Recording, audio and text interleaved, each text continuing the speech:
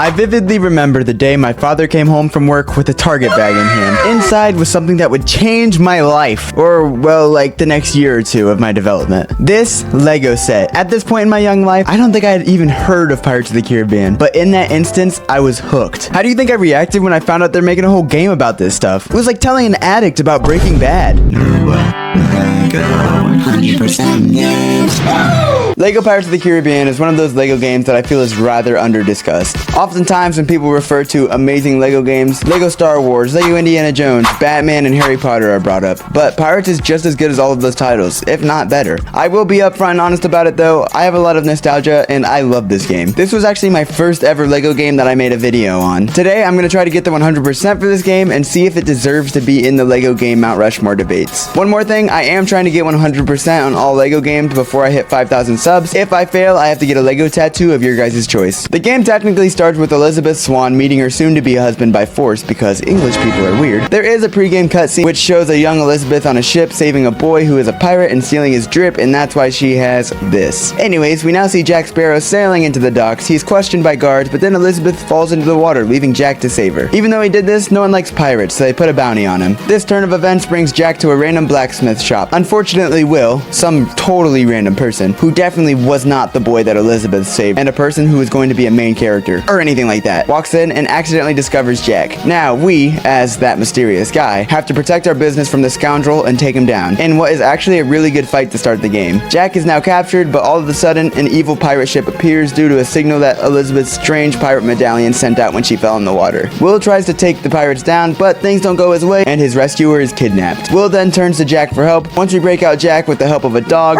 we make it outside where Jack's compass glitches for me, and it turns out the only solution is to restart the level, which means I have to sit through all that exposition in the beginning once again. No matter if we make it back and the compass works this time. In no time we make it to a pirate ship and sail off into the distance to go save Elizabeth. Jack discovers Will is practically useless when it comes to sailing, and we're gonna need more crew members, and fast. So we go to a pirate-run island of sorts. I'm sure there's a real name for this island, but do we really care? We pour water on Mr. Gibbs, give Marty his gun, and save Anna Maria from pirates, get soft lock from the level, and do it all over again. But do it correctly, and we're ready to sail. Before level 3, we get some lore about the medallion that Elizabeth had. Apparently, there was some curse caused by the evil pirate Captain Barbossa when he led his crew into getting some cursed treasure, and now they all turn to skeletons at night. One of the crew members gave their son the medallion, and you'll never guess who that son would be. With that out of the way, Captain Jack and his crew pull up on the Black Pearl to steal Elizabeth. Their heist was successful until Jack doesn't quite make it back and is stuck as a prisoner. Now we get the first ship level of the game, as we try to free Jack. I personally will say it, I am not the world's greatest fan of the ship levels. Most of them tend to be monotonous and drag due to their repetition. After a while, we free Jack and beat up Barbossa's signature monkey. Barbossa traps Elizabeth and Jack and decimates the ship. Barbossa realizes that Will must have been the boy who was given the medallion, so he is salvaged from the waist of the wreck. This proves Jack and Elizabeth to be useless, so see ya. Jack and Elizabeth wash up on shore, and this level is super lame to me, and I will mostly be skipping through it. Jack and Big Beth try to get help. Oh, no help. She burnt the rum, they get saved, and that's the end of this silly level. Now that we are saved by Elizabeth's father and future husband, we convince them to let us save Will. We go to the ominous island where the curse was given to rescue Mr. Turner. This is when we're introduced with a silly mechanic where you can only kill these homies if they are in the moonlight. This is only a thing you worry about in this level and has no other importance. We make our way to Captain Barbossa and it's time to scrap. After a few rounds of sending minions and getting pummeled, he has had enough and wants to settle it once and for all. Just kidding. Like a coward, he runs away, but don't fret, we chase him down and give him the work to conclude this movie or chapter of the game. Jack evades the feds once again, and Will and Elizabeth finally fall in love right in front of her forced lover. Now the chapter is over. The game is broken down into 4 chapters, which all signify different movies at the time of this game coming out. Like any sane person, I obviously went to the second chapter, but I'm pretty sure you have the option to do them in any order.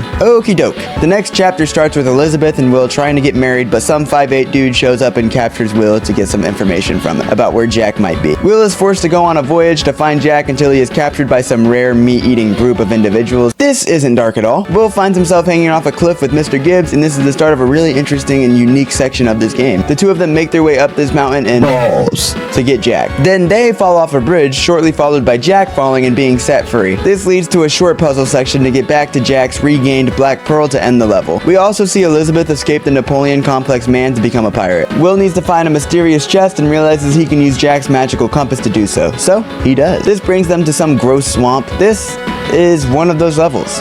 I must say. It's a whole lot of carrying a monkey in a cage around. There is a pretty cool boss fight where I'm rewarded for being an animal activist, but right after I take back all my kind acts by throwing bombs at the giant gator. After some marching through more swamps, we meet this wise black woman, and she tells us about how even once we get the chest, we will require the key that is attached to the infamous Davy Jones. And that's how this level ends. Will then purposely gets captured by Davy Jones. It's been a bit since I've seen the movie, but I think that's a part of their plan. This leads to Will discovering his dad. You know, the guy that gave him the cursed amulet earlier and has been the root of all of his problems so far. This is not really ever pointed out and they move right by it. They swash through the poop deck together and eventually sneak through the night quarters to make it to where Davy Jones allows his fingers to weep as he plays his sorrowful melodies. Or he plays songs on the organ. Will manages to easily snag the key off him and get the frick out of Dodge to conclude this level. Jack, after thinking his compass has lost its way, goes to the pirate island from earlier where he re-meets with Elizabeth. Elizabeth tells Jack that she wants Will, and Jack's all like, I think we can make this work. But then this dude named Norrington, who totally isn't a bad dude or anything, bumps into Jack and he's like, I can help you guys as well.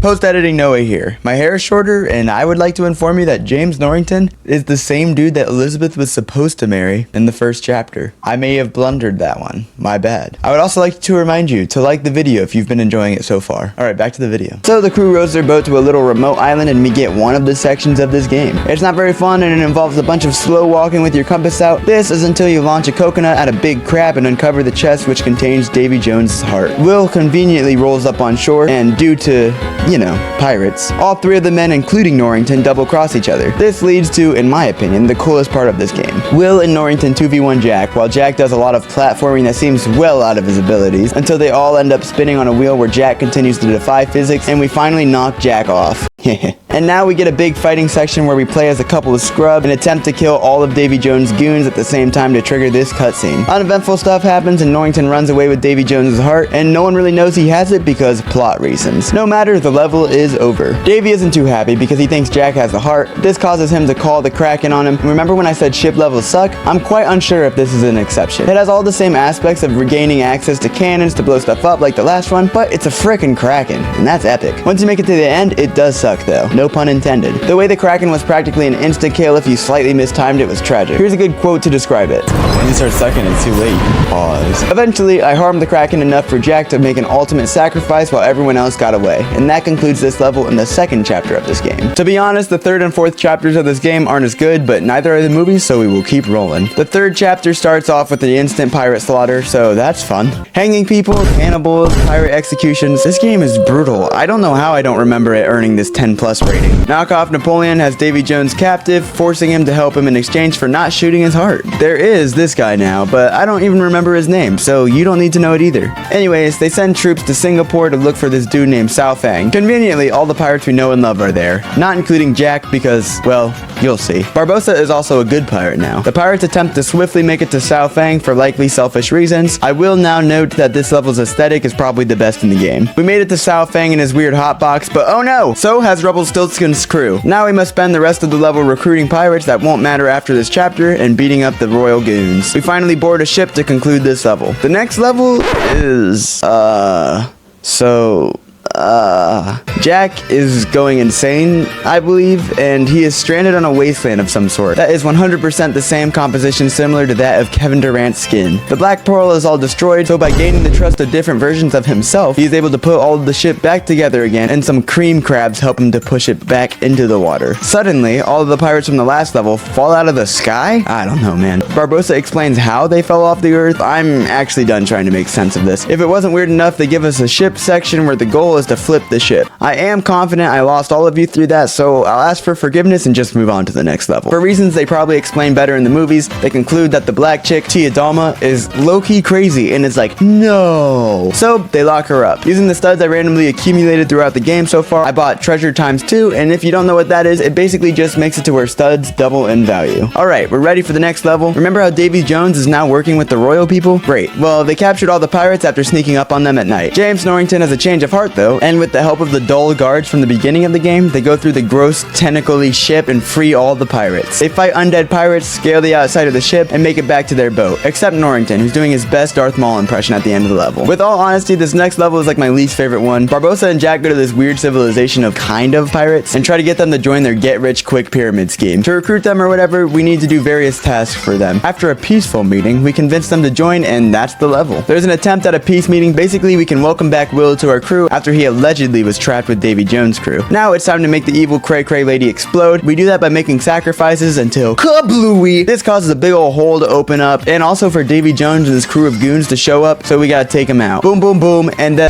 hear me? Hit the rollie, start with the rollie on. it's time to take down the creepy tentacle man. This boss fight is pretty cool until Will is able to stab Mr. Jones' heart and become the new captain of the ship. Jack and Will double team the little man. Will is forced to leave Elizabeth forever, and poor Jack has lost his ship and has nothing but Mr. Gibbs to account for all of his troubles. And this concludes the 3rd chapter. Alright, no one likes the 4th chapter, so let's hop right into it. Jack and Gibby are captured, and then Jack sees a cosplayer, which I'm sure they're just fans like me. They are taken into a fancy dining room where they see Barbossa, but something is different. I can't put my finger on it though. Jack and Gibbs ain't playing these games, so they fight and kill most of the people in the room and make their way to the rooftops of London. After some quality parkour, they zipline onto a moving carriage and we get a moving vehicle level. As I always say, all the homies love a moving vehicle level. They ride off into the sunset until Jack is clotheslined by a sign and ends up in a bar. Jack also meets his biggest fan, but it turns out they have beef with him. It also turns out to be a girl. Her and Jack share an intimate moment and she kidnaps him. Man, they say romance is dead. That level's over and we're now on the Queen Anne's Revenge, legendary ship of the pirate Blackbeard. They give a long-winded explanation that Blackbeard is in search for the Fountain of Youth, basically, and Jack has to help him get there. Jack and the crew attempt to stage a coup, but are quickly taken down by Blackbeard. That's like the whole level. The next level is one of those levels again. We find out that the Black Pearl has been shrunken and is being kept on the ship. Angelica, the fangirl, tells Jack if he helps, he will get this ship. By the way, she's also the daughter of Blackbeard. I don't know if that matters. Now we're at a lighthouse and we send a little music crew to seduce a mermaid because we need one for the fountain, I guess. They get one successfully, but it also brings the attention of sirens who are like evil mermaids. So now it's time to make the whole place go boom. We pull that off and everyone conveniently lands straight on the Queen Anne's Revenge to wrap up this level. On the 4th level of chapter 4, somehow, which I don't really care to explain, Jack and Barbossa are together looking for something. It's honestly a pretty cool level that involves stealth, but it also involves this stupid bomb dude at the end, who I am glad to say I didn't take my chance to unalive due to my humility. I guess there's something we were looking for were these chalices, and now Mr. Beard can be happy for once. Alright, we're in the end game. It's time for the last level. We lead Blackbeard to the Fountain of Youth, but Barbossa and all of his military troops are already there to stop him. For reasons of Lego, Jack and Barbossa team up to get to Blackbeard. Angelica gets slimed via frogs, so Jack switches the chalices on Blackbeard to be able to save her life. Good guy Jack today, I guess. This makes Black Man upset and he starts shooting magic lasers at us. Once we hit him, we're able to give Shoddy another shot of that youth juice to bring her back to life. This cycle continues a few more times and Blackbeard turns into a few bones. Angelica is back to life, but she is angry her dad is dead. Barbossa is now the captain of Whackbeard's old ship, and Jack leaves Angelica stranded on a little island. That's the whole story complete. Now with the story complete, we must do what we do best, clean this jaunt. The cleanup of this game is slightly annoying. Only slightly though. You must get all of the red hats from the hub area. These are just the red bricks of this game. The only important ones we need are mini-kit detector and all of the stud multipliers. We will also need Blackbeard due to the fact he's the only person with the magic sword ability. Alrighty. Once we get into the levels, we only really need mini-kits, but also we need to find all of the compass items inside the level. This is where the slightly annoying part comes in. As long as you stay on top of it and check your compass a lot, this is easy peasy. But there is nothing worse than getting all the way to the end of a level and realizing you're missing an item from the middle. Anyways, so I guess it's time for montage.